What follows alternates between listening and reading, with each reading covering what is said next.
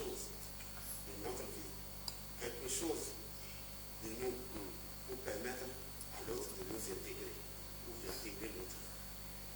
Là, ça peut arriver dans notre émission. Et on doit apprendre aussi à s'accepter, à se sacrifier, à demander pour que la communion vienne en communauté, en communion pour s'évoluer, que ça se passe bien. Vraiment, merci beaucoup. Chers téléspectateurs, je sais que vous nous suivez. Vous êtes déjà intéressés par ce débat. Et nous sommes là pour nous instruire, partager avec vous les expériences des uns et des autres. Le coach a parlé, le couple a parlé. Nous sommes en train de recevoir des instructions, des conseils. On ne pourra pas tout entendre, mais le peu qui va sortir vous fera du bien. Et nous évoluons tout dans le débat. Nous allons demander aux couples toujours qui sont dans l'expérience, on ne finit jamais d'apprendre. Quel type d'amour, quel modèle d'amour il nous faut pour cette génération actuelle? Parce que il y a beaucoup d'amour, je t'aime, 2 jours on se sépare, je t'aime. D'autres même s'entendent pour rester ensemble pour 5 ans. Oui, il y a des mariages où les gens s'entendent pour dire bon, on va faire 5 ans ensemble, après ça on se sépare, chacun prend son chemin.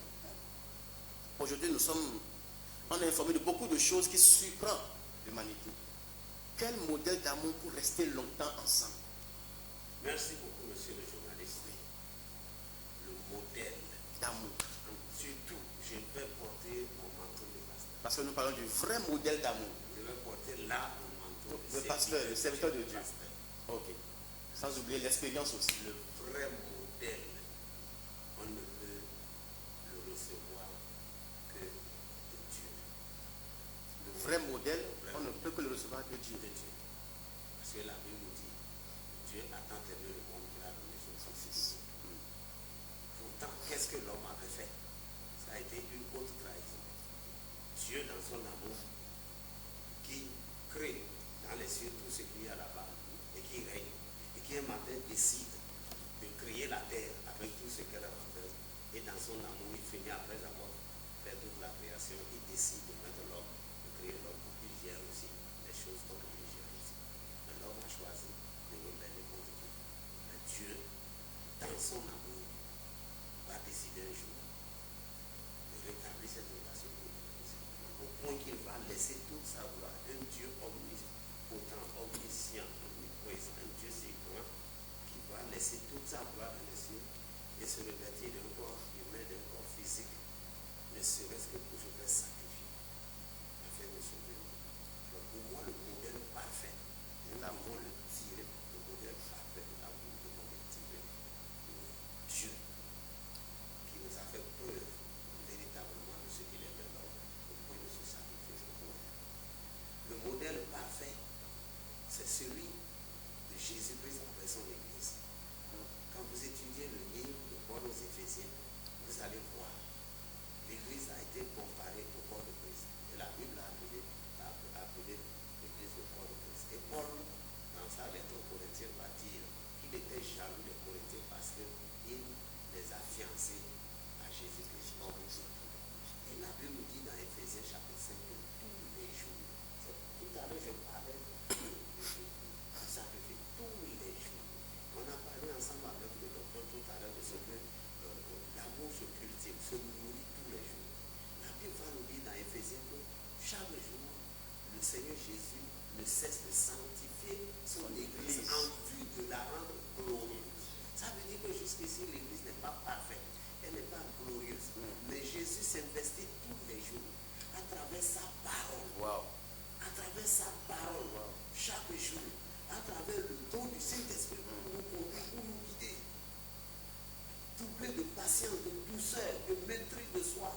Et tous les jours, il s'investit et investit dans la vie de l'Église, dans la vie des croyants, dans l'espoir que lorsque la trompette va sonner, il va trouver une épouse parfaite. Donc c'est de la même manière que le seul modèle que nous pouvons avoir en tant que chrétiens, sincèrement, c'est de plonger les regards dans la relation de Dieu avec l'humanité, dans la relation de Jésus-Christ avec l'Église. C'est le seul modèle. Si nous sommes restés nous sommes dans la 42e été, comme tu le disais tantôt, ensemble. Et je vous assure, nous n'avons jamais élevé le ton dans le foyer et que les gens soient venus du dehors pour dire qu'est-ce qu'il y a, pour nous séparer. C'est parce que, entre temps, juste deux années après notre mariage, nous avons reçu Christ. Wow. Juste 2 ans. Juste 2 ans, nous avons reçu Christ. C'est épousé en 1982 et en 84, je crois, ils ont 2 ou 3 ans plus qu'on a reçu le Seigneur Jésus-Christ. C'est ça qui fait que la parole de Dieu nous a toujours guidés, aidés, instruits, corrigés, convaincus, comme la Bible dit, et pour nous amener plus ou moins à la perfection. Je peux rendre grâce à Dieu. Sincèrement, je n'ai pas cette perception du mariage que la jeunesse a aujourd'hui. Aujourd'hui, pensant que le mariage, c'est quelque chose de mauvais, c'est dangereux. Moi, je n'ai jamais cette perception. Le mariage est devenu un risque. Je n'ai jamais eu je ne suis jamais d'accord pour cette mariage. La Bible dit que celui qui a trouvé une femme a trouvé le bonheur. Est-ce que c'est la grâce de Dieu? Je suis vraiment heureux. Parce qu'il est arrivé, puisque nous sommes ici, c'est une temps pour encourager ceux qui nous écoutent, et surtout la jeunesse. Et pourquoi pas même des adultes qui ont des foyers brisés? Parce que chaque jour, l'entité à laquelle le diable s'en prend aujourd'hui, c'est le foyer. C'est les foyers. Et, comment s'appelle le chanteur? C'est Délivrance que doit dire que c'est des femmes, c'est des foyers que toutes les personnes reçoivent la société. Et donc nous sommes ici pour encourager les auditeurs. C'est pourquoi je veux dire, sincèrement, je ne l'ai jamais regretté d'avoir fait la France. Parce qu'il m'est arrivé des moments difficiles, très sensibles, où j'aurais fait de grand faux pas, mais parce qu'elle était à côté de moi. Tel que la Bible a dit, je lui ferai une aide semblable à lui. Toutes les fois que j'étais dans des difficultés très graves et qu'elle était intervenue, elle m'a sorti les pieds. Plusieurs fois. 2 cas peut-être m'auraient amené peut-être au commissariat et me montrer. Mais parce qu'elle m'a appelé, papa sur ce terrain. Je m'en suis sorti et j'ai appris par rapport au nom. Le mariage s'est fait. Mais tout ça là, je le dois à la parole de Dieu. Tout ça là, je le dois à Jésus-Christ dans ma vie. C'est pourquoi je dis, le seul modèle qui puisse nous inspirer, que je conseille aux uns et aux autres, c'est le modèle de Jésus-Christ avec son Église. Waouh!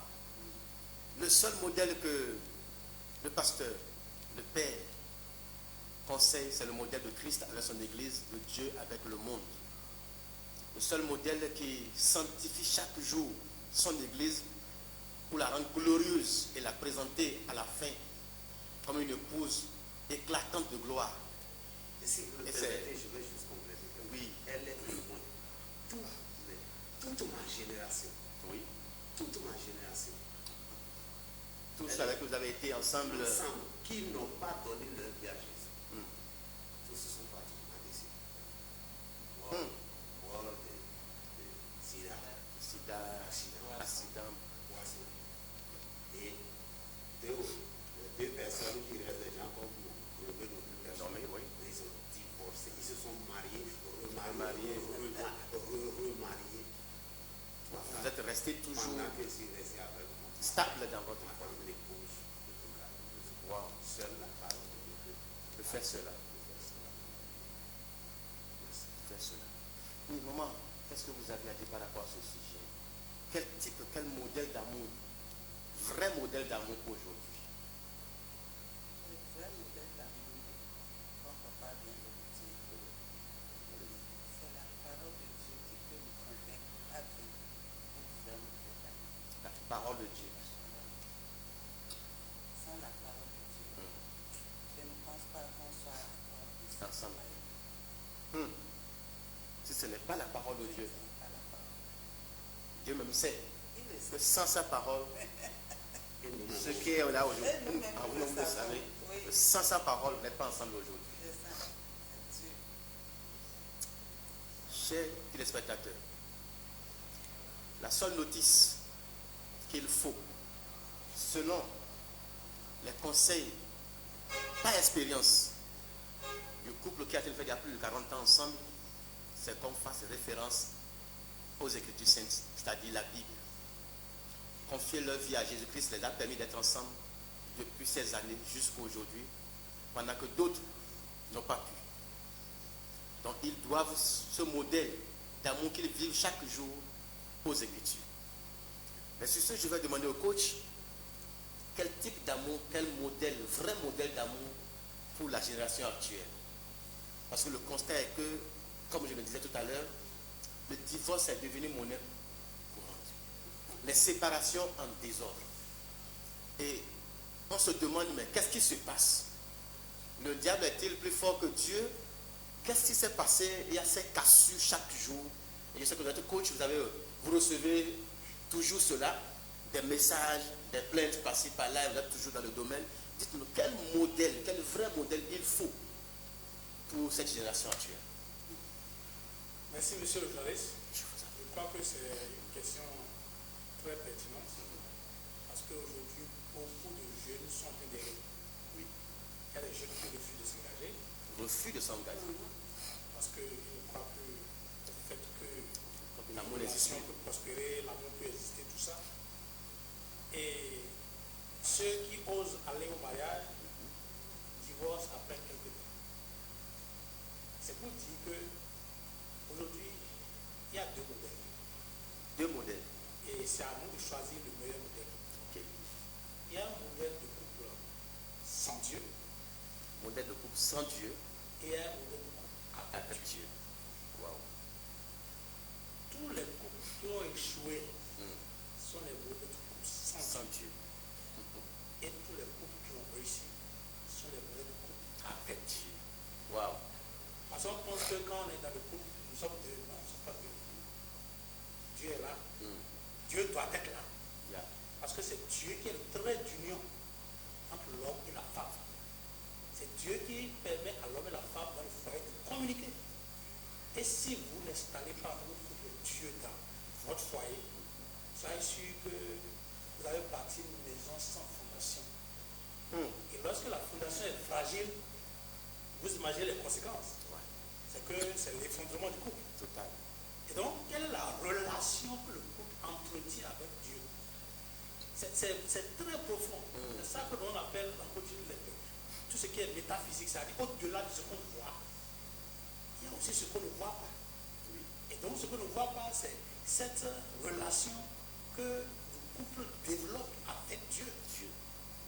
Vous voyez, par exemple, il y a des couples aujourd'hui qui ne prient pas. Quand il y a des problèmes, on ne peut pas prier pour demander l'aide de Dieu pour trouver la solution. Ouais, on s'en remet à dire c'est le physique, c'est le charnel, alors qu'il y a tellement de défis à relever lorsqu'on est en couple. Lorsque vous êtes en couple, c'est que c'est une vision. Ce n'est pas deux visions. Une vision. Lorsque l'homme regarde de ce côté, la femme aussi doit regarder du même côté. Si vous avez une vision de vie, parce que une vision, c'est à long terme. Ce n'est pas dans 2 ans, dans 5 ans. C'est pour toujours. Et lorsque vous vous mettez ensemble, vous devez faire des enfants, vous avez des projets et autres, et vous avez une vision de votre vie, et que chaque membre du couple connaît la vision, et que vous marchez selon cette vision, il n'y a pas de quoi qu'on ne couvre plus, je ne sais pas, rester ensemble pendant longtemps. Parce que quand on parle de vision, c'est que Dieu est là. Oui. Il n'y a pas de vision sans Dieu. Il n'y a pas de vision sans Dieu. Dans notre génération, la génération actuelle, la génération actuelle n'a vision. pas de vision. C'est-à-dire, on vit au hasard. On se met ensemble au hasard. Si ça marche, c'est bon. Ça ne marche pas aussi. Bon. Et chacun vit seulement son intérêt égoïste. On se met ensemble. Peut-être parce que tu as vu une femme, elle est belle. C'est à cause de sa carapace. On appelle ça carapace. On appelle ça masque de théâtre. Ce qu'on regarde là, c'est pas notre âme ça. C'est le physique ça. C'est ça que Dieu nous a donné pour nous couvrir. Donc, la beauté physique n'est pas le seul élément pour dire je veux de cette femme ou je veux de cet homme. Mais beaucoup de jeunes font cette erreur aujourd'hui et en voulant faire leur choix, leur choix sur l'apparence, sur ce qu'ils voient. La carrosserie. La carrosserie. Et ne pas le moteur. Le moteur. Il ne veut pas regarder le fond. Cette femme-là, elle est qui? Est-ce que c'est une femme qui peut réellement m'accompagner dans ma vision? Vous savez, la femme ou l'homme peut être une élévation pour son conjoint ou sa conjointe, pour une chute totale. C'est-à-dire, si vous faites mal le choix, ça peut être une chute de votre vie. Et si vous faites un bon choix, ça peut vous élever à jamais. Et donc, ce n'est pas un choix à minimiser. Donc, ce modèle de votre là, il faut travailler ce modèle. On ne se lève pas du jour au lendemain pour dire, j'ai trouvé une fille là, on veut se marier, sans prendre le temps de faire, de construire cette base-là, cette fondation. Et cette fondation, c'est avec Dieu. C'est cette relation que vous développez solide avec votre foi que vous avez à développer avec Dieu. Et c'est ça qui vous permet, qui vous guide. Puisque lorsque Dieu est dans votre vie, il y a la lumière dans votre vie. Il y a le soleil, tout est clair. Et donc c'est la lumière, c'est cette lumière-là qui éclaire votre chemin. Parce que vous voulez emprunter un chemin ensemble, en tant que couple. Et donc il faut de la lumière sur votre voie pour vous permettre de ne pas vous perdre. Mais malheureusement, aujourd'hui, nos jeunes, ils n'ont aucune lumière.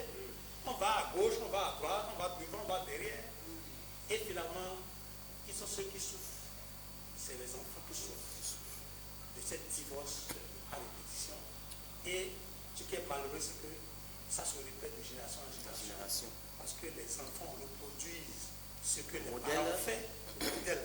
C'est le modèle que l'enfant a vu, qui va reproduire. Et de génération en génération, aujourd'hui, on est à la répétition. Vous voyez aujourd'hui des hommes qui ont déjà plus de 30 ans, qui vivent encore chez leurs parents, qui ne sont pas mariés. Vous voyez des femmes qui ont beaucoup de femmes célibataires avec enfants, qui ne peuvent pas rester au foyer. Vous voyez, donc quand on met tout ça là ensemble, comme papa l'a dit, c'est une vie avec Dieu. Si on ne choisit pas ce modèle, c'est qu'on est en train de...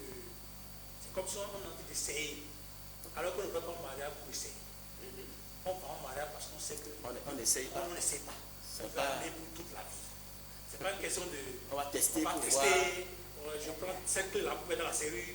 Si ça marche, c'est bon. Ça ne marche pas, je me dis non. Il faut choisir là. C'est comme les venues de France. Quand on veut acheter, c'est nos tests. Il n'y a pas de test. Tu achètes. Exactement. C'est bon, c'est bon. C'est bon. Tu te débrouilles. Tu te débrouilles et maintenant tu continues à améliorer ce qu'il faut améliorer dans le coup. Donc voilà ce que je peux dire par rapport à votre question. Waouh! Quel type de modèle d'amour pour cette génération? C'est un modèle avec Dieu. Modèle avec Dieu, avec la parole de Dieu. Papa l'a dit, le couple l'a dit, que sans la parole de Dieu, eux-mêmes ils savent qu'ils ne seront pas ensemble, ils ne seront plus ensemble aujourd'hui. Le docteur, le coach a augmenté aussi en disant que c'est le couple avec Dieu qui peut résister et réussir longtemps ensemble. Téléspectateurs, jeunes filles, jeunes garçons, papa, maman, quel que soit là où vous vous trouvez actuellement dans votre couple, ou bien vous voulez vous engager, cherchez d'abord votre relation avec Dieu en premier. C'est quand vous êtes attiré par Dieu, l'autre aussi est attiré par Dieu, que vous vous retrouvez là en Dieu. Et ensemble, avec la vision de Dieu, vous allez réussir. Mais on se demande même, où trouver ce Dieu-là? Comment trouver la vision? Ça, c'est encore autre débat. C'est encore autre sujet. Parce qu'aujourd'hui, beaucoup, le coach l'a dit, ils n'ont pas de vision, la jeunesse n'a pas de vision. On s'est retrouvé, la carapace, elle est belle, elle est jolie, non, il est beau, il a une taille que j'aime, il a le travail que j'aime, il est dans le domaine où j'apprécie beaucoup, et on tient compte de ça. Non, il est de la localité, Il a une belle voiture. il a une belle voiture, Une belle maison. une bonne notoriété, tout ça là. On tient compte de ça et on suit le mouvement. Mais en route, on découvre que l'intérieur, ce n'est pas ça. Le moteur ne peut pas aller loin. C'est un moteur qui ne peut pas filer. Ça ne peut pas faire long feu. Parce que c'est déjà un moteur loué. Mais la carrosserie a été bien arrangée. C'était beau, joli. Bien aimé. Dieu d'abord. Recours à Dieu. Mais là, comment trouver ce Dieu? Nous avons notre papa qui est pasteur aussi. Je vais revenir encore tout à l'heure vers le coach pour qu'il nous dise où trouver Dieu. Nous revenons, papa. Dites-nous, où trouver ce Dieu? Vous l'avez trouvé. Dites-nous comment vous vous avez trouvé ce Dieu qui a permis à ce qu'aujourd'hui, vous soyez toujours ensemble avec maman depuis ces années?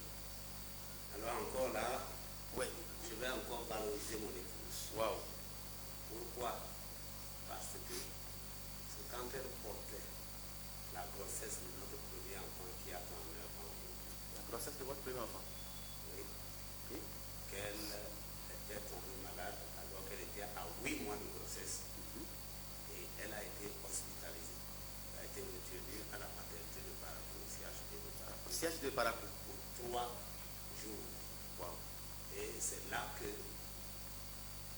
la sage-femme qui était de garde, qui était chrétienne, qui a évangélisé mon épouse pour la première fois. Donc, et la femme nous prodiguait des soins et en même temps nous parlait de Jésus. Parler de Christ. Et 3 jours après, quand elle a été libérée, elle s'est organisée avec ses amis collègues. Nous sommes venus à la maison. À la maison chez À elle. la maison. Prier avec elle. Prier avec elle. Pour continuer de la suivre. Et en ce moment, j'étais jeune. Bon, je faisais la vie. Jeune fonctionnaire, révolutionnaire. Révolutionnaire en son temps. Alors, pour moi, Dieu n'était pas dans mon agenda. La fête de Dieu. Dieu n'est pas d'été. Dieu n'est pas dans l'agenda. Mais je rends grâce à Dieu. Wow. Finalement, c'est par elle que j'ai connu le Seigneur Jésus. Alléluia. Vous voyez, et il arrive à des moments donnés, en causant, il dit, ah bon, ça n'oublie jamais. Tu es aujourd'hui mon pasteur, mais c'est pas moi que tu es. Tu es venu à Christ. Et on s'est appelé, on rit. Donc c'est pour dire que, pour trouver le Seigneur Jésus, il faut dire aujourd'hui que il y a plus de facilité aujourd'hui de rencontrer Dieu. Nous avons d'abord la Bible qui se vend partout. Oui. Allez, Dans les librairies, un peu partout aujourd'hui, il y a la Bible disponible. vous pouvez acheter la Bible. Dieu à travers la Bible, la parole. Nous avons aujourd'hui des chaînes de télévision, des radios chrétiennes. Prêche la parole, enseigne les Écritures. Nous avons aujourd'hui des églises par rapport à il y a de cela 50 ans. Parce que presque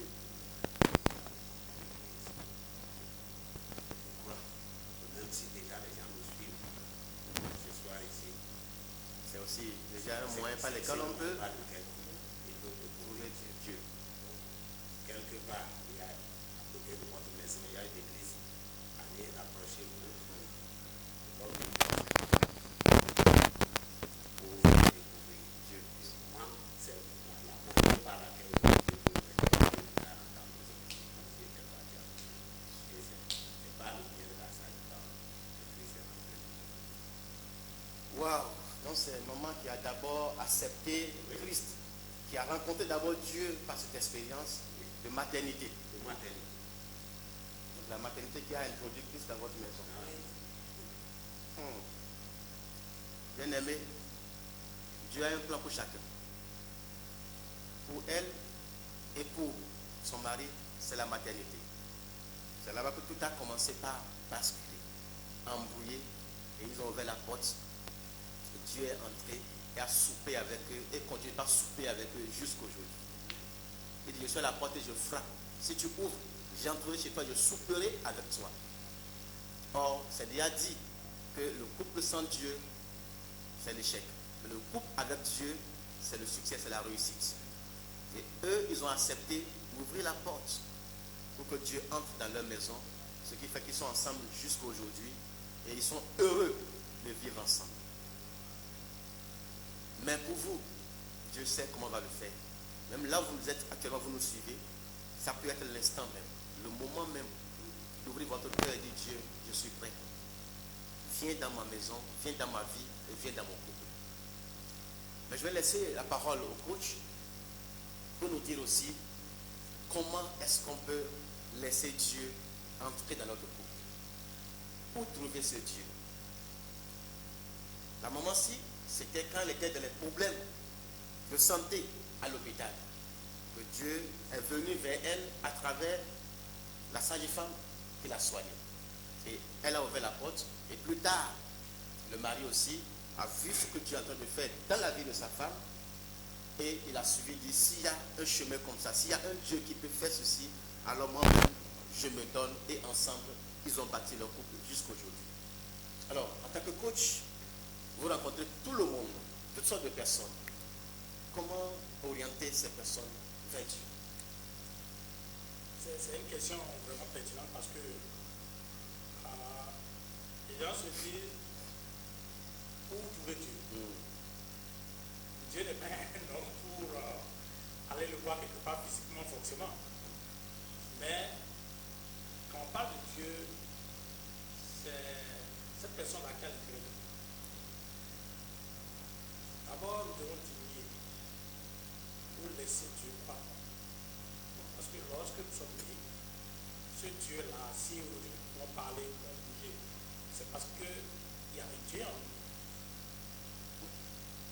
Et ce qui fait qu'on dit qu'on n'a pas Dieu dans sa vie, c'est parce que nous prenons toute la place. Et nous laissons plus la place de Dieu en nous. Cette graine qui est en nous, qui est Dieu, cette graine a besoin de germer, cette graine a besoin de grandir en nous. Mais pas notre ego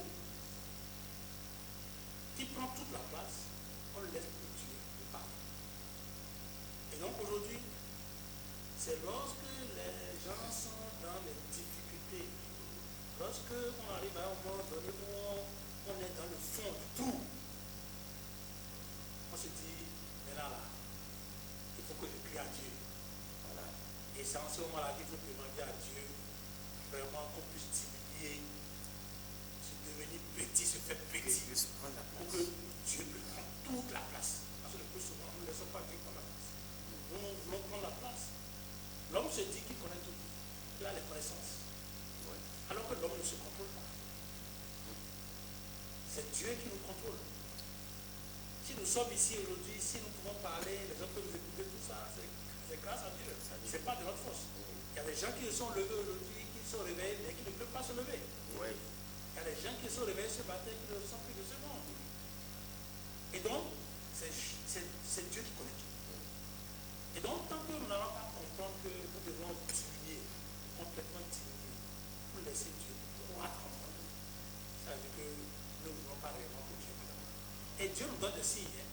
Okay. Lorsque nous sommes dans la difficulté, lorsque rien ne va dans notre vie, lorsque tout bascule, tu tombes malade, tu n'as pas de l'emploi, pour payer le loyer, c'est un problème, pour envoyer tes enfants à l'école, c'est un problème. Lorsque tout va mal à ta vie, ça signifie que c'est un appel de Dieu. Mais est-ce que nous écoutons souvent l'appel de Dieu? Ce n'est pas des situations que Dieu nous appelle. Il dit, mon fils, réagis. Mais il y a des problèmes qui se manifestent devant toi, des situations sur des situations, où te dit, tu dois prendre conscience. Mais combien arrivent à prendre conscience? Donc, c'est de demander aux gens de faire attention. Qu'est-ce qui ne va pas dans leur vie? Ce n'est pas ce genre de problème, de difficulté que Dieu nous appelle. Et c'est en ce moment qu'on devait répondre. Pour dire, Dieu, j'écoute. Voilà qu'aujourd'hui, notre génération n'a plus de problème. Tu sens qu'ils n'ont pas de problème? Ils ont des problèmes. Ils ne prennent pas conscience de leurs problèmes.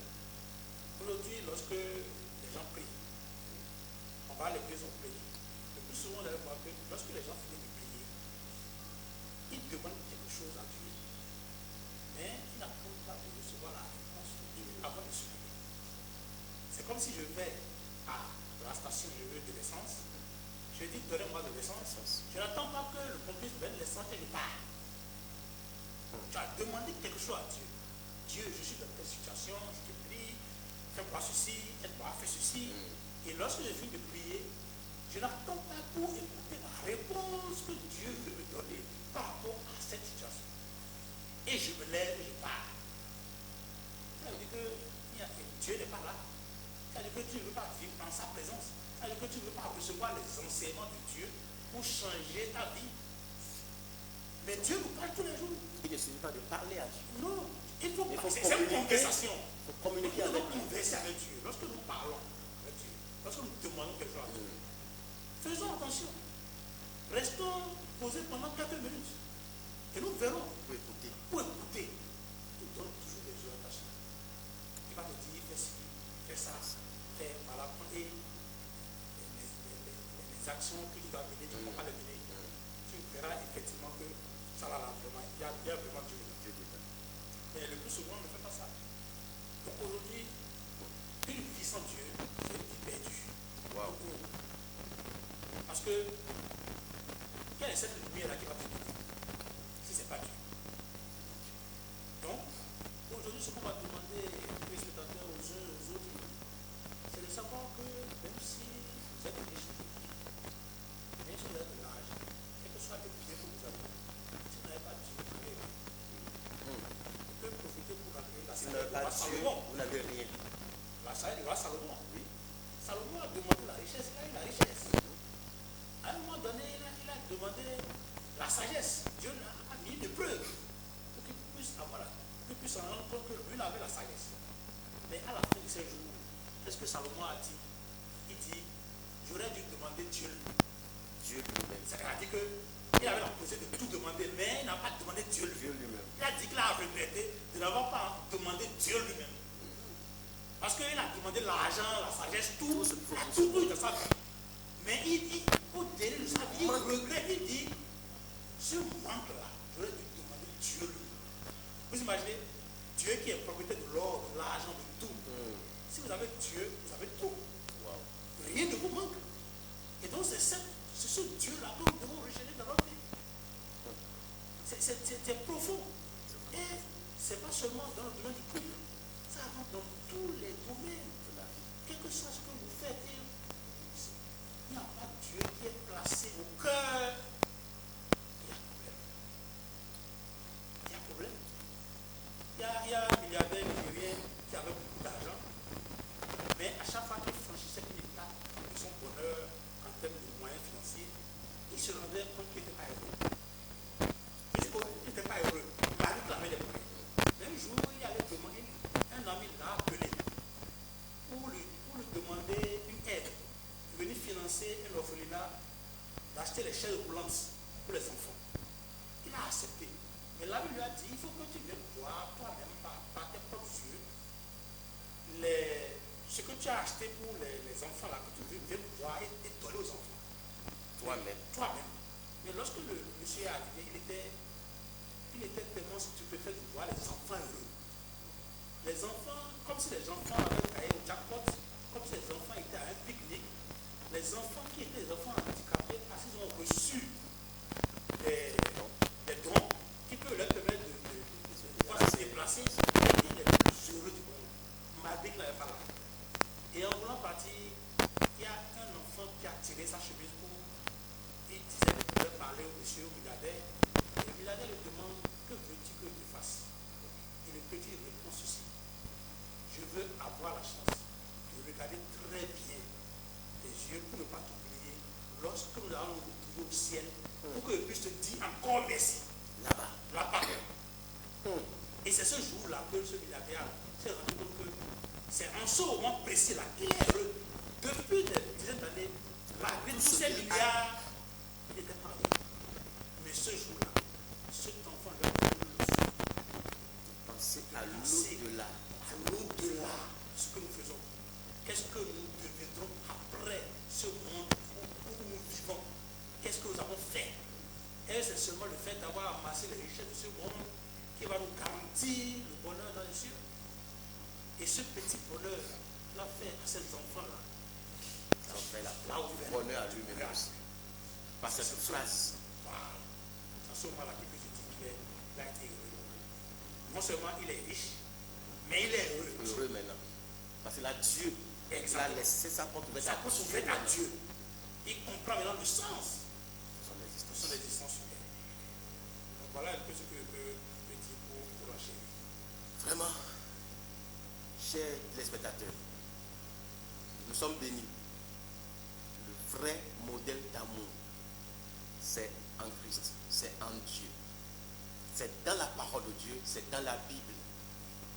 Tous les conseils ont été déjà donnés. D'autre part, à chacun de vous de prendre votre décision. À chacun de réfléchir. Dieu disait à Israël à travers Moïse, je mets devant vous la vie et la mort, la bénédiction et la malédiction. Mais je vous conseille de choisir la vie, de choisir la bénédiction et vous vivrez, vous serez heureux. Et cette émission nous interpelle, nous appelle à faire un choix. Le choix du bonheur qui n'est jamais possible sans Dieu. Le seul bonheur qu'il nous faut, c'est d'avoir Dieu en nous. Et si Dieu est en nous, nous sommes heureux. Le coach l'a dit, on ne peut pas rendre l'autre heureux si on n'est pas soi-même heureux. Et celui qui donne le bonheur, c'est Dieu d'abord. Donc cherchez d'abord Dieu, cherchez d'abord le Christ en vous pour être heureux afin de transmettre ce bonheur à votre partenaire. Si vous n'avez pas ça, vous ne pouvez pas transmettre. On ne peut pas donner ce qu'on n'a pas. On ne peut pas offrir ce qu'on n'a pas. Donc vous devez d'abord chercher ce que vous cherchez chez l'autre. Cherchez ça d'abord en Dieu. C'est Dieu qui vous donnera le bonheur. C'est Dieu qui rend heureux. Votre stabilité d'abord vous-même. En tout, avant de pouvoir transmettre cette stabilité à votre partenaire. On vient vers l'autre pour rendre l'autre heureux et non pour recevoir le bonheur de lui. C'est ce que j'ai pu comprendre du débat. On va vers l'autre pour transmettre le bonheur. Alors c'est ce que vous avez que vous pouvez transmettre. Vous-même, vous n'êtes pas stable, vous n'êtes pas heureux, vous n'avez pas l'amour. Vous ne vous aimez pas. Et vous attendez à ce que l'autre vous aime. Ça ne peut jamais combler le vide qui est en vous. Ce vide qui est en vous peut être comblé par Dieu et Dieu seul. Et le reste, c'est juste que l'autre vient activer ce que Dieu a mis en vous. Faites votre choix. Nous sommes sur Restauration Affective. Sur votre écran, vous pouvez suivre RATV. Pour ceux qui seront sur YouTube, vous tapez Restauration Affective. Vous allez retrouver cette émission. Vous allez trouver votre télévision. Et le thème de ce débat, c'est le vrai modèle d'amour. Et vous pouvez nous appeler aussi en direct suite pour poser vos questions, poser même des problèmes, pour avoir des conseils. Vous avez le 200, plus 229 40 50 75 50. Le plus 229 40 50 75 50. Vous pouvez appeler, nous allons vous recevoir en direct. Mais avant que vous ne nous appeliez, nous allons continuer toujours avec nos invités sur le plateau pour avoir encore plus. Je vais revenir vers maman. Quel conseil donnez-vous? Donnez le conseil d'une mère après 40 ans dans cette affaire. Papa a dit que beaucoup se disent que le mariage, c'est un problème. Beaucoup pensent que le mariage, c'est un calvaire. Le mariage fait peur aujourd'hui. Et beaucoup, le coach l'a dit, beaucoup refusent de s'engager. Ils se disent, je peux rester célibataire. J'ai entendu même des jeunes filles de 18 ans, 16 ans, disent, moi, je ne vais pas me marier. Mais je ferai des enfants, je vais rester seul. Déjà à cet âge-là, se destinent à rester seul. Parce que déjà, ils se sont dit que c'est un calvaire, c'est un problème. Certainement, le modèle qu'ils ont vu chez les parents les ont découragés. Le modèle qu'ils ont vu chez les grands frères, les grandes sœurs, peut-être quelque part, les a déjà a laissé en eux un problème, des séquelles.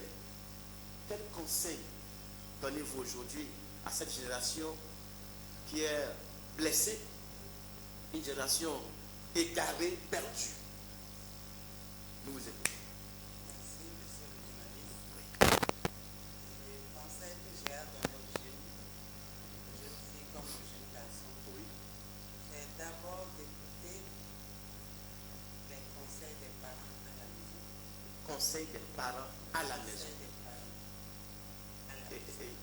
Il me semble entendre déjà quelqu'un qui dit, mais moi je n'ai pas de parents. S'il n'a pas de parents, Voilà.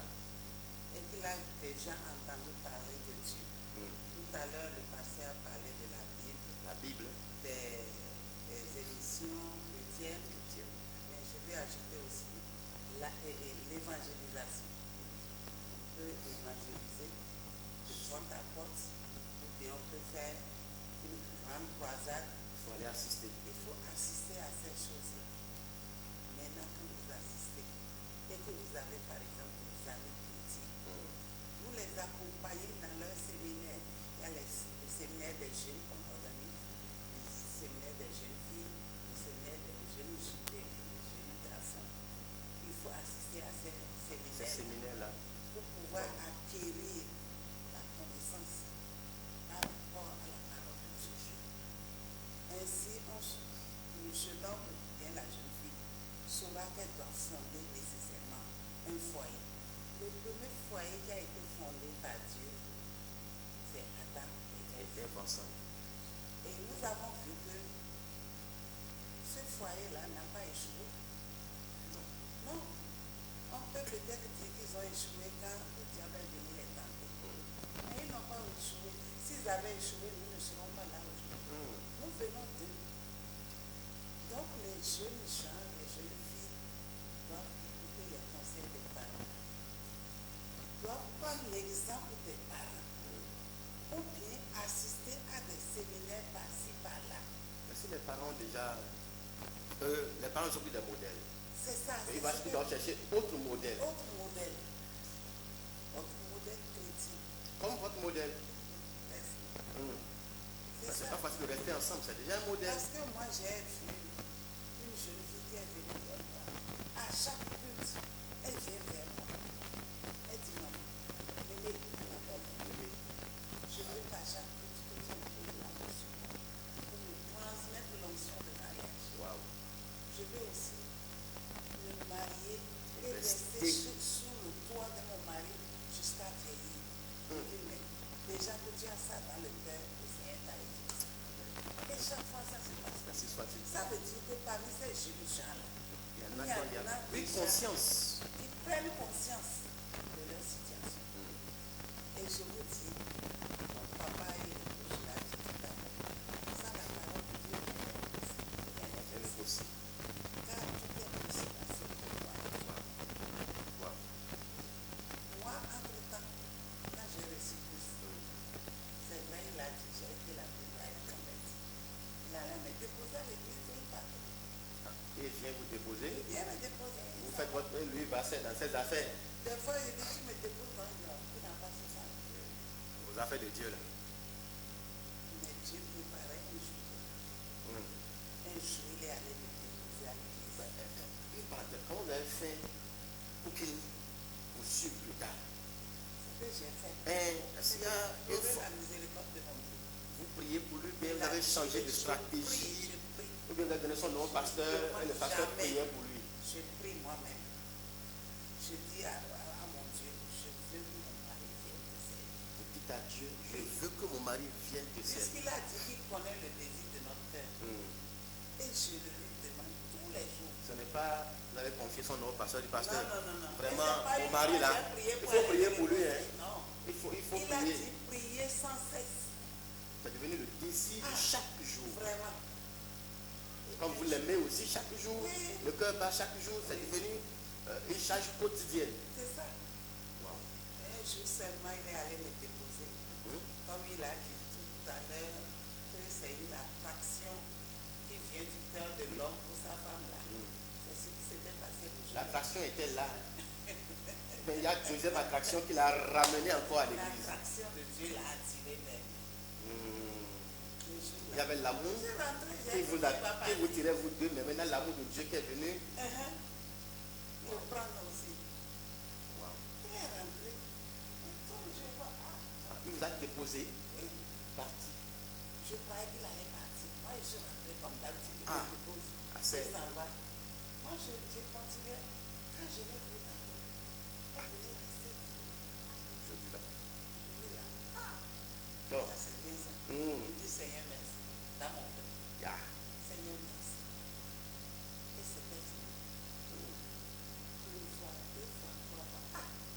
On est rentré un jour, j'ai invité mon type à commencer par ramasser les bouteilles de gin, rhum, tout ça, pour aller goûter dans le WC. Ah, il y avait une boisson que moi, même j'aimais dedans. Martini. Yeah. Il prend ça, je dis, tu amènes ça où? Il dit, aujourd'hui c'est fini. J'ai donné mon mari à lui, c'est fini. Facilement Fini comme la ça. baguette. C'était étonnant. Vraiment, j'ai remercié le Seigneur. Et aujourd'hui, voilà, il est mon pasteur. Aujourd'hui, il est votre pasteur. Il est mon pasteur. Si vous voyez comment il me m'emmène pour la parole de Dieu, vous n'allez pas que ce soit mon enfant. Des fois, je me fâche, je dis, c'est quoi même?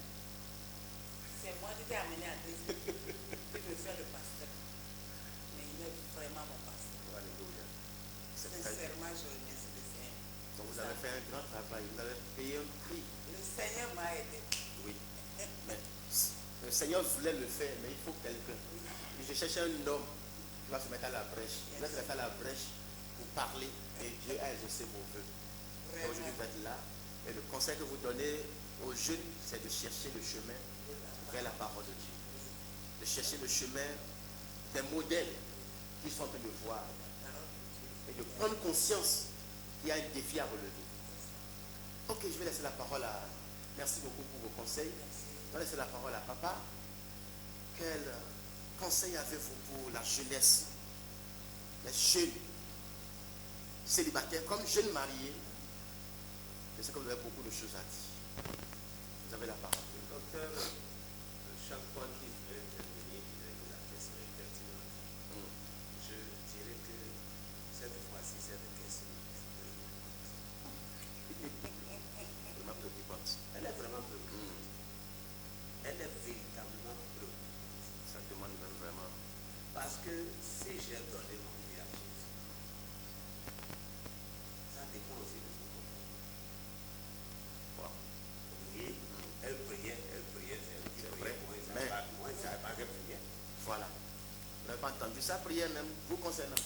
Elle n'a jamais élevé la voix pour prier devant moi pour que ça qu'elle demandait à ce que je sois converti. Ça allait même peut-être chauffer celle qui faisait ça. C'est ça, c'est son comportement.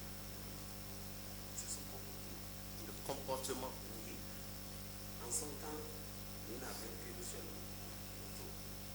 Parce qu'en ce moment, il n'y avait pas de moto. Tout ce qu'on voyait, les Guénanans, Maria Gaspard. En son temps, c'est à peine 2 ou 3 types de motos. Il y a la BCT qui l'a, la 45 et la Vespa. Et donc, nous, moi j'avais une AB45.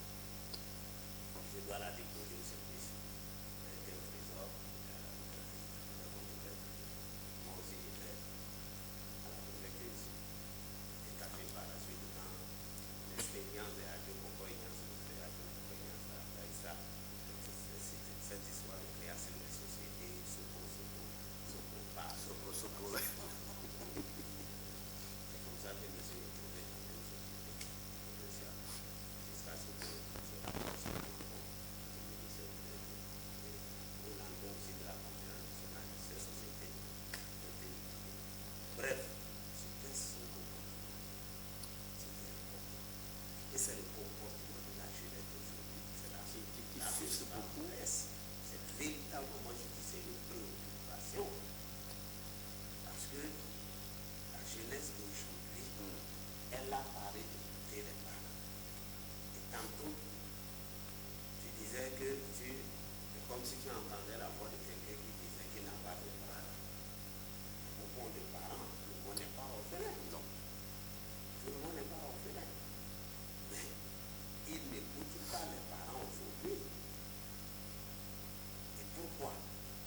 Il faut dire que c'est le train de vie de ce monde. Nous sommes tous enrôlés dans un système où on parle peut-être de la perfection, on parle de la technologie, de la science, du progrès, et ça joue. Et l'enfant, dit-on chaque jour, l'enfant aujourd'hui est enseigné à 3 niveaux. Il est enseigné à la maison, il est enseigné à l'école, et il est beaucoup plus enseigné dans les rues. Dans les rues, c'est là le véritable problème. Ça fait plus la rue que la maison. Plus la rue. Avec cet instrument qui est le portable, qui est censé être un bon instrument.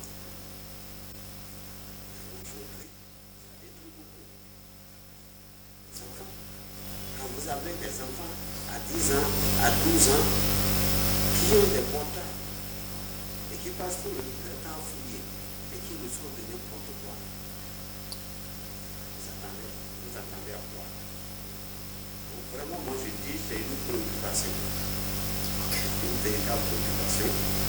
Cependant, qu'est-ce que la Bible dit? Enfant, obéissez à vous. Honore ton père et ta mère afin que tu sois heureux et que tu vives longtemps sur la terre. Le bonheur et la longévité se trouvent dans la grâce que vous donnez à vos parents. Et même si vous êtes orphelin de père ou de mère, vous avez des oncles, vous avez des tantes.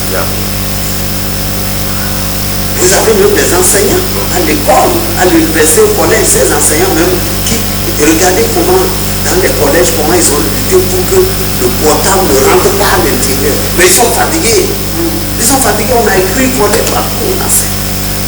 Très fatigués. Donc, il faut, quoi que l'on dise, les parents ont une responsabilité. Donc, que les parents, vraiment, ne se fatiguent pas et continuent de se donner les conseils. Interpeller toujours les enfants. Interpeller toujours les enfants. Deuxièmement, nous interpellons tous ceux qui sont chargés d'instruire les enfants à des niveaux de que ce soit à l'école ouvrière, secondaire, universitaire, les centres de formation. Centres de formation, les écoles. Nous demandons que ces leaders soient des gens qui soient conscients de la destinée des enfants qui sont dans le cadre. Et là, le choc serait moins. Le choc serait moins. Maintenant, je voudrais dire, puisque nous sommes ici dans le cadre du mariage, de l'amour, de la vie en couple, Vrai modèle d'amour. le vrai modèle, la vie en couple, parce qu'aujourd'hui, les foyers n'existent plus. Donc c'est déplorable. Les gens, quand on entend les jeunes dire le mariage est quoi? On lâche ceci, le comme ça, le tout, c'est pas, il faut retirer le pied. Ce n'est pas ce qu'on a dit. Ce n'est pas ce qu'on a dit. Il a parlé tout à l'heure. Adam, quand Adam s'est réveillé, il a trouvé la femme que Dieu lui avait faite. Voyez l'appréciation qu'il avait faite. Il dit waouh, voici cette fois-ci, cette chair de ma chair, on l'appellera femme. C'est lui qui a nommé la femme. Et ces vieux-là été tirés de moi. Mais quelle est la perception, comme je le disais tout à l'heure, que le monde d'aujourd'hui, on l'a dit de la jeunesse, que le monde d'aujourd'hui n'a pas au regard du mariage. Quand même ces gens-là qui sont, ne me laissez pas dire, quand aujourd'hui ces gens qui se disent civilisés, qui créent, qui inventent, qui créent des choses, autorisent des mariages avec les animaux, autorisent des mariages gays, comme et même ils sont en train de fabriquer aujourd'hui des enfants fabriqués pour remplacer l'homme. Où est-ce qu'on va? Vous voulez qu'on donne quel conseil aux gens? Vous voyez qu'il y a un problème dans la société. Depuis le haut sommet là-bas. C'est comme tout à l'heure, mon enseignement qui avait. Le moral. Ils n'ont pas quitté le signe. Cet après-midi, quand quelqu'un est venu me demander un appareil chinois pour dire que ça va faire ceci, il suffit de mettre la main dedans, ça va réciter. Je dis, je ne paye pas. Pourquoi? Dans le passé, j'ai payé la pyramide, on a dit que ça va exciter. Après, tout dernièrement, on a payé il y a quelques années quelque chose qui fibromasseur, c'est là. Mais je dis, ce sont ces mêmes docteurs qui sont en train d'intoxiquer la société. Aujourd'hui, les pesticides, les herbicides, dans le passé, c'était le muscle, c'est les herbes qu'on stockait et on couvrait ça de l'engrais. Aujourd'hui, c'est l'herbicide, on tue l'herbe, on les empoisonne. Et c'est tout ça là que nous mangeons. Et eux-mêmes sont conscients, les médecins disent qu'aujourd'hui, les maladies, c'est l'alimentation à 70, 90%, 80% de la cause des maladies. J'ai dit, vous m'avez dit à la vie que je vais faire quoi? Pendant ce temps, ils sont en train de même qui nous fabriquent des choses pour utiliser. C'est les mêmes sur le marché. Regardez par exemple le produit de la cigarette. Au même instant que l'OMS a écrit, ça nuit gravement À la santé. mais on ne prend pas une décision pour stopper ça. Donc c'est pourquoi il dit ce problème de toute la manière, nous autres, nous sommes là.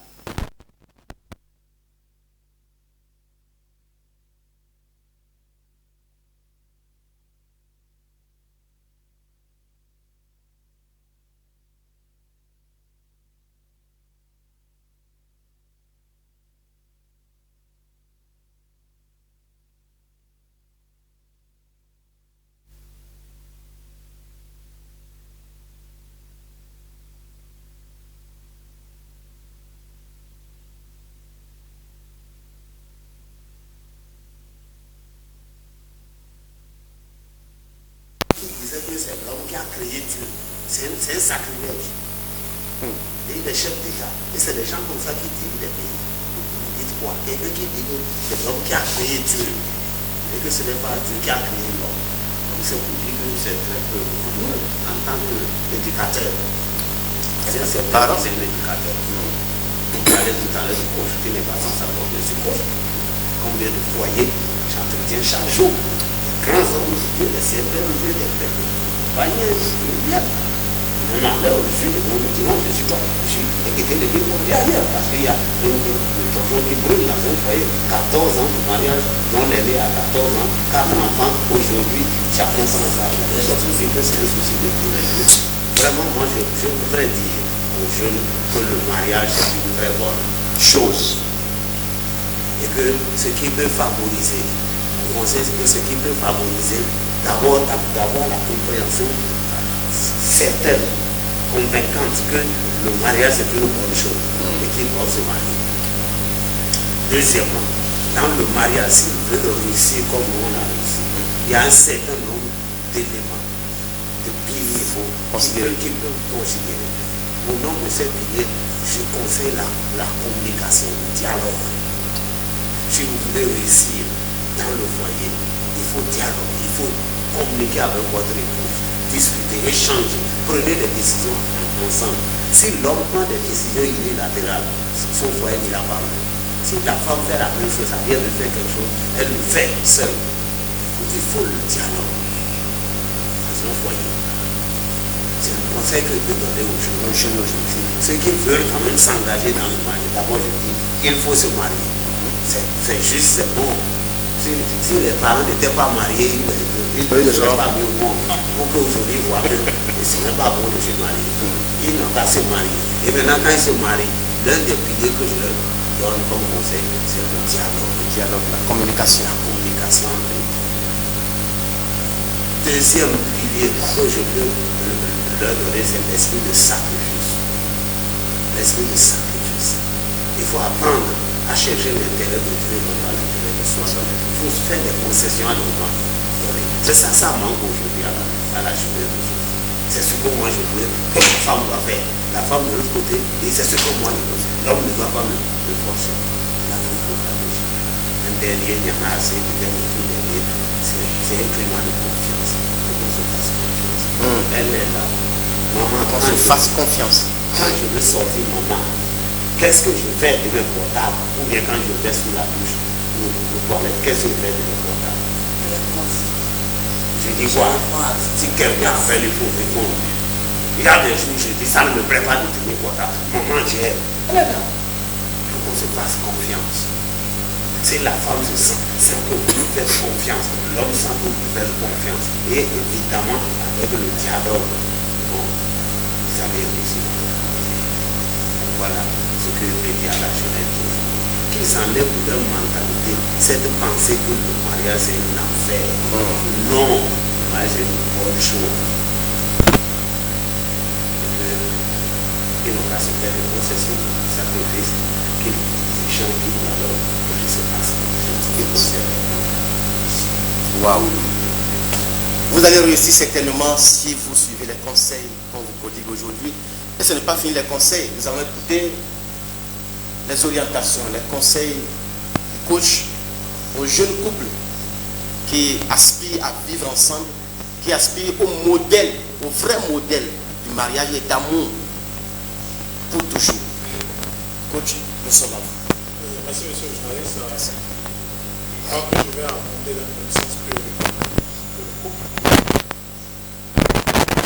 on l'a dit tout à l'heure, la communication est un élément très important. Lorsque vous prenez par exemple la femme est beaucoup plus dialogue et compassion. Lorsque la femme parle et elle se plaint, elle ne veut pas dire qu'elle peut avoir une solution tout de suite de ce qu'elle pose comme problème. Parce qu'elle est sollicitée. Donc, l'homme doit comprendre que ce n'est pas un caprice que la femme fait en se plaignant ou en parlant. Tout homme dans le foyer qui comprend ça vraiment, il y aura la paix de foi.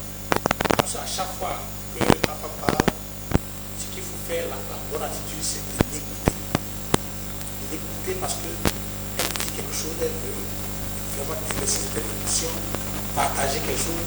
Ça ne veut pas dire qu'elle demande la résolution tout de suite de ce problème-là. Je crois que si les couples tenaient comme ça serait beaucoup. La deuxième chose, c'est que dans le couple, on ne doit pas chercher qui a raison, qui a tort. Parce que dans le couple, on peut avoir raison, ça ne marche pas. Mais lorsque dans le couple, tout le monde accepte d'avoir tort, ça marche. Tout le monde a tort. Je vais vous donner l'exemple simple, une petite histoire. Dans une maison, une concession, il y avait deux couples. Il y a un couple qui se bagarrait à tort. Alors qu'il y avait un second couple, toujours dans la maison, on n'en trouvait jamais aucun but. C'est-à-dire, ils vivaient parfaitement harmonie. Et l'autre couple qui se bagarre se demande, mais quel est leur secret? Et ils ne se bagarrent jamais. Ils ne sont, c'est-à-dire, tu ne vas jamais entendre l'un des membres du couple lever la voix, rien. Tout était en harmonie. Et un jour, la femme décide, la femme du couple qui se dispute, décide de voir ce qui se passe dans ce couple-là. Et elle regarde par la clôture. Et qu'est-ce qu'elle constate? Elle constate que la femme a déposé un verre sur la table. Le monsieur est assis devant son ordinateur. En voulant se lever, il ne sait pas. Et il a effleuré le verre et le verre s'est cassé. Immédiatement, la femme est venue pour commencer par s'excuser. Et le monsieur a dit, non, c'est pas de ta faute, c'est moi qui n'ai pas fait attention. C'est moi qui ai tort, je leur ai dû faire attention. Et l'autre femme a dit non, la femme a dit non, je ne voulais pas déposer ça là parce que tu travailles là. Et en fait, chacun a reconnu son tort. L'autre n'a pas dit, c'est toi qui as tort, c'est toi qui as... Chacun s'excuse. Chacun s'excuse. Parce que il y a une part... Chacun a sa part de responsabilité dans ce qui arrive. Et ils se sont embrassés. Et l'autre femme a vu. Et elle est allée dire à son mari, aujourd'hui je connais leur secret. C'est parce que là-bas, personne n'a raison quand il y a une situation. Tout le monde a tort. Donc, c'est une histoire qui illustre vraiment. On ne peut pas être dans un foyer sans des situations. Puisque vous voyez, la langue, les dents sont ensemble, se côtoient. Tous les jours, ils sont des meilleurs amis, mais ils se bagarrent et ils se réconcilient. Donc c'est la même chose dans le couple. Donc dans le couple, ces choses-là arrivent, mais lorsque on prend ce principe, je pense qu'on arrive à vraiment traverser ces situations. Et aussi, comme on le disait depuis, la relation que vous développez avec Dieu, ce que je conseille au couple aujourd'hui, c'est de continuer à développer leur relation avec Dieu. Plus leur relation avec Dieu est vraiment très forte, plus lorsque les situations, les tentations vont venir pour venir diviser le couple, pour venir créer des situations, des problèmes qui peuvent conduire à des divorces, à des soucis, à de cela, lorsqu'ils renforcent leur foi, leur relation avec Dieu, Dieu les aide à trouver des solutions pour pouvoir gérer ces genres de situations. Parce qu'on ne sait pas quand ça vient. Et donc il faut être toujours prêt, comme on le dit. Et c'est cette préparation continuelle, perpétuelle. C'est pas je suis rentré dans le mariage, je fais 2 ans, je fais les efforts, et 2 ans après je ne fais plus rien. C'est fini. Non. C'est l'effort permanent. Dieu jusqu'à la fin du monde. Si le couple qui est en face de nous aujourd'hui, avec plus de 40 ans de mariage, après 5 ans, ils n'ont pas dit bon. Moi, je fais ma part, chacun fait sa part, et on ne fait plus d'efforts. Ils ont continué à faire des efforts. Et jusqu'à aujourd'hui, ils continuent à faire des efforts pour maintenir, souder leur couple. Donc, les jeunes doivent savoir que le mariage, c'est pour la vie. On ne vient pas au mariage par un contrat, c'est pour la vie. Et quand on dit que le jour où on dit que vous voulez rester ensemble, c'est que Dieu est là. Et Dieu a béni. Et si Dieu vous a béni, faites ce qu'il faut faire. Ayez foi en Dieu et vous allez voir, le temps passe trop rapidement. Au moment où papa et maman ont commencé, ils ne s'imaginaient pas que 40 ans ou 42 ans vont passer aussi vite. Vous voyez, donc ça commence, mais avec tous ces enseignements et la vie de Dieu, tout ça, ces relations, tout ça, on arrive quand même à maintenir le couple. Vous voyez, tous les jours nous mangeons du vent. Donc la relation aussi doit être. On doit manger l'amour aussi chaque jour. C'est ça, On il faut nourrit le nourrir corps, aussi on la nourrit relation. l'amour. En fait, c'est ça production d'énergie. Nous produisons de l'énergie tous les jours. Et le couple, c'est deux forces qui s'attirent. Donc il faut entretenir l'énergie qui est là. Cette énergie-là, il faut l'entretenir. Comme ça. Voilà, pour que ça puisse Rester toujours ensemble. toujours soudé. Vous voyez, par exemple, il y a des hommes, ils ont un niveau en termes de connaissance un peu plus élevé que leur épouse. Ce qu'il faut faire pour renforcer le couple, c'est que si vous êtes à un niveau donné, qui est supposé être un niveau plus élevé que votre épouse, c'est de tout faire pour l'aider, pour qu'elle ne puisse quitter le niveau où elle est, pour évoluer, voilà, vers vous, en termes de connaissance. Parce que, à un moment donné dans le couple, lorsque une personne évolue et l'autre n'évolue pas, ça crée ce qu'on appelle le décalage. Et dans ce décalage-là, c'est pas seulement pour l'amour du couple. Ça veut dire que les deux couples doivent travailler à pouvoir évoluer dans le même sens, au fur et à mesure. Donc, lorsque le niveau de spiritualité, le niveau de connaissance de Dieu, de relation de Dieu, de l'un est élevé, il doit aussi aider l'autre aussi à évoluer son niveau, afin que dans leur discours, dans leur communication, qu'il y ait une facilité dans la compréhension, un équilibre. Parce que comme maman a dit, elle a reçu Dieu, elle a reçu Christ. Elle a une certaine connaissance de Dieu à un moment donné. Elle a reçu, il y a une certaine maturité dans la vie de Christ, dans la vie chrétienne.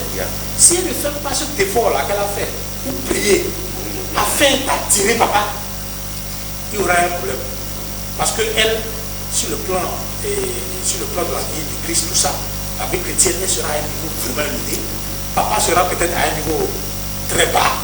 Et le langage maintenant ne sera plus levé. Ouais, elle va parler le langage parce qu'elle est dans la vie de Christ, tout ça. Mais papa ne va pas comprendre ce langage-là. Et là, ça va toujours amener des problèmes. Et donc, le travail qu'elle a fait, elle a fait un travail formidable parce qu'elle a amené son partenaire à pouvoir aussi élever son niveau. Et le fait qu'elles sont restées dans la vie de Christ, comme ça, la vie chrétienne, donc depuis cette chrétienne-là, ils ont évolué avec ça. Ça veut dire que pratiquement, ils sont pratiquement au même niveau en termes de connaissance, de ceci. Ça fait que lorsqu'il y a dialogue, il y a communication, lorsque l'autre parle, l'autre comprend bien ce que l'autre veut dire. La communication est plus facile, la communication est plus fluide. Et c'est lorsque le couple est comme ça que le couple peut transmettre aussi ses valeurs à leurs enfants. Parce qu'aujourd'hui, le problème aussi par rapport à la nouvelle génération, c'est que quelles sont les valeurs que les parents transmettent aux enfants? Quel type de valeurs? C'est ça. Papa parlait de comportement, le caractère, le combat de caractère. Mis à part la relation avec Dieu, il y a maintenant ce qui est physique. Quel est le combat de caractère que les jeunes doivent faire aujourd'hui? Parce qu'aujourd'hui, vous voyez dans la société, certains comportements et autres, mais ces comportements, ce n'est pas des comportements qui plaisent à Dieu. Ce n'est pas des comportements qui peuvent permettre à ces femmes-là, ou à ces jeunes hommes-là, de pouvoir se marier facilement, de pouvoir faire leur vie. Parce que c'est une éducation. Avant de se marier, comme on l'a dit, c'est une éducation. Il faut s'éduquer. Il y a des séminaires par-ci, il y a des formations par-là. Les jeunes aujourd'hui ne s'intéressent pas à ça. Alors que personne n'est avec la connaissance. Et il n'y a pas une école où on dit qu'il faut aller. Et là-bas, on apprend à faire l'amour, on apprend à vivre en couple. Il n'y a pas une école comme ça encore. Ici, je n'ai pas encore vu. Donc, les jeunes doivent savoir qu'aujourd'hui, aller en couple, ça se prépare. Il faut se former avant d'aller en couple. Comment on se prépare pour l'emploi? Voilà, comment on se prépare pour l'emploi. On acquiert des connaissances. C'est la même chose pour le mariage. C'est la même chose pour la vie de couple. Il faut se préparer. Parce que vous ne savez pas ce que vous allez vivre. Lorsque vous allez rentrer dans le couple, ce que vous allez vivre. Moi, avec ma petite expérience, j'ai aujourd'hui 12 ans d'expérience en termes de vie de couple. Mais je peux dire c'est ces connaissances que j'ai pu acquérir à un moment donné qui m'ont permis vraiment d'avoir une vie beaucoup épanouie. Parce que lorsque ces connaissances-là sont là, je peux partager aussi avec mes causes, tout ça, la communication est fluide, la communication est plus facile. Et l'homme arrive à canaliser son énergie, l'homme est du genre un peu avec la fougue de la jeunesse, et l'homme est égoïste. Lorsque la femme parle, l'homme aime montrer que c'est le garçon de la maison. Mais avec les enseignements, j'ai compris qu'en réalité, ce n'est pas ce qui construit un foyer. C'est un homme est le manager du foyer. C'est lui qui doit gérer. Donc, s'il n'a pas de bonnes émotions, des émotions positives, s'il n'a pas cette capacité à contrôler ses émotions, à gérer les choses de façon à lever de l'art, lui-même qui a commencé à construire son couple, c'est lui-même qui va encore prendre la main pour briser encore le couple. Parce qu'il n'a pas l'impression de faire, parce qu'il ne fait pas le couple. Ouais. Donc, celui qui a plus de connaissances que l'autre dans le couple, c'est lui qui doit aider l'autre à pouvoir s'élever, grandir. Parce qu'au moment où vous mettez ensemble, vous n'avez pas les mêmes connaissances. Donc, celui qui comprend vite comment il faut faire le mécanisme pour que le couple soit solide, c'est lui qui doit faire beaucoup d'efforts au premier abord pour que l'autre aussi commence à intégrer. Et lorsque l'autre prend, à deux maintenant, vous avez maintenant la capacité, la force qu'il faut pour conduire. Donc vraiment, voilà ce que je peux dire pour encourager les jeunes gens, pour leur dire que le mariage c'est une bonne chose, il y a du bonheur dedans, et il faut vraiment le vivre pour comprendre. Ok, le mariage est une bonne chose. Le mariage est une bonne chose. Et nous ne pouvons pas tout dire aujourd'hui. Ce qui a été dit est vraiment essentiel. Le vrai modèle d'amour, c'est jamais sans Dieu. C'est le résumé de tout. Jamais sans Dieu. Le caractère, le langage de l'amour, les actes de l'amour, le sacrifice que l'amour fait. Et je dis, l'amour fait des sacrifices, mais l'amour ne se sacrifie pas. Il ne faut pas tuer l'amour. L'amour même doit vivre pour faire des sacrifices. Donc tout cela a été déjà dit. Nous avons reçu beaucoup de conseils. Vous pouvez appeler, vous pouvez écrire. Ceux qui n'ont pas pu transmettre un message à leur époux ou épouse, à leur partenaire depuis des années, et qui ne savent pas comment procéder aujourd'hui pour le faire directement, vous pouvez aussi passer par la télévision pour le faire. Ils vont recevoir le message. Vous pouvez transmettre un message pour dire envoyez ça à tel numéro pour moi. On va lui envoyer ça, elle va vous répondre aussi. Ça, par là, la communication peut redémarrer. Peut-être que vous êtes déjà au bout, séparés déjà, éloignés l'un de l'autre. Chacun a pris son chemin. Les enfants sont là, ils observent. Tout à l'heure, papa a dit, le pasteur a dit que c'est grâce au comportement de sa femme que ça a changé. Le coach a dit que les valeurs que les parents transmettent aux enfants déterminent la suite. Tout ça va dans quel sens? Nous devons réfléchir et voir quelles valeurs nous devons laisser à nos enfants.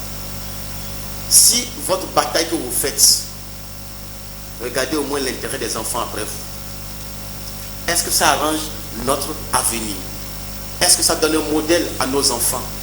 Pensez à ça. Vous pouvez vous appeler, envoyer un texto, envoyer un SMS. Là sur WhatsApp, c'est facile aujourd'hui. Écrivez un message. Dites-lui simplement je t'aime encore.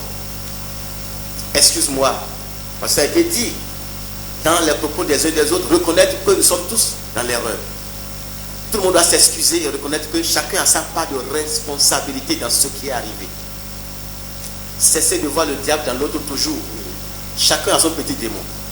Et chacun doit traiter son petit démon. C'est vrai, il y a beaucoup de sources à ce qui se passe. Mais tout de suite là, nous devons d'abord laisser notre ego et revenir en bas pour que Dieu puisse croître en nous. Et c'est tout cela qui fait de nous un foyer béni, un mariage heureux et un type d'amour, un modèle d'amour qui est vrai, qu'on peut vivre. Chers amis, chers frères, chers soeurs, chers papas et mamans, quel que soit le problème, revenez, laissez Dieu prendre le contrôle et le bonheur réel que vous cherchez sera parfait. Alors, avant de clôturer, je vais faire encore le tour de table et laisser la parole aux uns aux autres pour donner leur mot de fin. Et je vais aller d'abord vers maman pour qu'elle puisse nous donner ce mot de fin par rapport à cet entretien. Qu'est-ce que vous avez à dire aux téléspectateurs, à ceux qui vous suivent aujourd'hui et ceux qui nous suivront aussi demain dans l'avenir? Qu'est-ce qu'ils vont garder de vous pour la fin de cette émission? Merci, monsieur le journaliste. Ce que je vais dire pour clôturer cette séance, c'est que les téléspectateurs doivent prendre un exemple sur nous. Un exemple sur tout ce que nous venons de raconter. Si nous ne sommes pas proches de nous, ils peuvent se rapprocher de la télévision pour avoir plus d'orientation, oui. Poser des questions. Parce qu'il y a des questions que vous avez posées ici. Les crises sont venues, mais vous avez géré. Les aider pour leur donner des conseils. Nous sommes là, nous sommes prêts. Pépé et Mémé sont là pour eux. Merci. Merci beaucoup, maman, soyez bénie. Je vais retourner vers le coach pour prendre vos mots de fin par rapport à cette émission. Que les gens nous suivent. Merci, monsieur le journaliste, pour cette invitation. Je vous en prie. Je crois que ces genres d'émissions sont à renouveler. Parce que ce que vous avez fait ici, c'est de l'éducation. Vous avez de contribuer à l'éducation de la population, de la jeunesse, de façon générale. Donc je pense que si ça peut être plus fréquent, ce genre d'émission, ça va faire beaucoup de bien à beaucoup de personnes. Je suis sûr que beaucoup de personnes nous suivent aujourd'hui en direct et ils ont dû tirer un maximum en tout ce que nous avons dit. Et je crois qu'ils vont mettre en application tous ces conseils-là, qu'ils soient aujourd'hui célibataires, qu'ils soient déjà mariés, quel que soit leur statut matrimonial aujourd'hui, c'est des conseils qui sont utiles pour eux. Et c'est de leur dire que pour continuer, dans cette quête de bonheur, parce qu'on parle de bonheur conjugal, c'est pas pour rien que du bonheur conjugal, c'est parce que dans le foyer, c'est le bonheur. Et donc, ils doivent savoir que, surtout ceux qui ne sont pas encore mariés, qu'il y a un bonheur dans le couple. Et donc, il faut qu'ils puissent faire le pas et qu'ils puissent savoir également que s'il y a l'heure de Dieu, lorsque Dieu décide, ils vont entrer en couple. C'est Dieu qui décide de l'heure. Il y a des gens qui disent, j'ai tel âge, je ne suis pas marié. Pourquoi? Ça là, c'est vouloir se conformer au monde. Il y a des gens qui se marient plus tôt, ils sont heureux. Mais il y a des gens qui se marient peut-être un peu plus tard. Et qui sont aussi heureux. Donc c'est Dieu qui change le temps, les circonstances. Et donc, pour finir, je vais dire un merci à la télévision et dire aussi aux amis, les spectateurs, à ceux qui nous suivent, ceux qui veulent emprunter ce chemin de la connaissance avant d'entrer dans le mariage, que la télévision est là pour les aider également à travers le bébé et Pépé qui sont là avec leur vie de couple bien remplie, et aussi le coach que je suis est à leur disposition pour les accompagner, parce qu'il n'y a pas une école quelque part où il faut aller apprendre le mariage, mais à travers les expériences, à travers les connaissances, et je pense que les gens de plus en plus peuvent prétendre vivre une vie de couple meilleure. Donc voilà ce que je voulais dire. Merci monsieur le journaliste, merci. Je vous en prie. Merci beaucoup à vous aussi pour cette disponibilité que vous avez donnée pour partager avec nous les connaissances, les grâces que Dieu vous a faites. Nous bénissons le Seigneur, nous allons laisser la parole à notre papa, qui est aussi pasteur, pour ses mots de fin par rapport à cet entretien. Merci beaucoup, monsieur le journaliste. Mon mot de fin est premièrement à l'endroit du personnel de la RATI. Merci à la RATI, comme je l'avais dit à l'entame, de nous avoir donné l'opportunité de venir partager notre petite expérience. Nous ne sommes pas parfaits, nulle part au monde, rien n'est parfait. Mais nous avons quand même 42 ans d'expérience, ce n'est pas facile. Donc, nous sommes venus partager notre petite expérience avec les téléspectateurs. Ça, on le doit à la TV. Merci. Maintenant, je veux m'adresser à la jeunesse. Que la jeunesse retienne ceci, que le mariage est bon. Le mariage est bon. Et normal, prescrit par Dieu. Et qu'ils se souviennent que tout est parti d'un seul couple pour qu'on en arrive là. Dieu ne peut pas se tromper. Pour ce faire, qu'ils prennent la résolution de se marier. Et qu'ils ont des gens qui les ont dépensés dans la situation. Ils peuvent toujours se rapprocher d'eux pour se faire aider, pour se faire conseiller, accompagner, coacher, comme on a l'habitude de le dire. Mais ce qu'il faudrait que la jeunesse retienne surtout, c'est qu'un mariage réussi n'existe pas sans Dieu. Ça, je suis formel. Donc, il avait fait sortir, moi j'avais parlé de Dieu, j'avais parlé de la parole, on a parlé. Mais il a tout amassé en disant Dieu. Il n'y a pas de bonheur sans Dieu. Vous ne pouvez réussir en rien sans Dieu. Si vous faites dos à celui qui vous a créé et qui a créé toutes ces choses-là, vous ne pouvez pas certainement réussir. Aucun mariage ne peut être réussi, aucune situation, aucune destinée, si tu dois le pouvoir, ne peut être accomplie sans Dieu, le Créateur. Maintenant, aux foyers qui sont déjà en difficulté, parce qu'il y en a certainement, ça ne manque pas, chaque jour on en rencontre, aux foyers qui sont en difficulté et qui sont au bord de la rupture, je veux leur dire que la Bible déclare dans le livre d'Ecclésiaste que pour les vivants, il y a encore de l'espoir. Il y a encore de l'espoir, que tout n'est pas perdu. Même nous qui avons parlé, ça ne veut pas dire que les 42 ans, pour tous les jours, c'était la journée qu'il y a eu des difficultés. Mais comme l'avons entendu, nous étions restés sous le pour surmonter ces difficultés. Donc je veux leur dire qu'il y a encore de l'espoir. Pour revenir à Dieu. Et de chercher des personnes ressources, des personnes capables de les aider dans ce domaine. Et il y a des serviteurs de Dieu, des ouvriers, comme le docteur qui est là, qui est un coach. Il y a aussi des serviteurs de Dieu qui sont là aujourd'hui. Il y a des structures qui sont chargées, des structures en la matière. Même il y a des centres sociaux. Donc, tout ça là, qui peuvent les aider toujours à établir leur foyer. Tant qu'il y a encore de l'espoir, qu'il ne se laisse pas abattre par le désespoir pour penser que tout est terminé. Donc, aussi longtemps qu'il y a de l'espoir, il y a encore de l'espoir. Il faut retenir que tout cela avec Dieu, c'est mon dernier.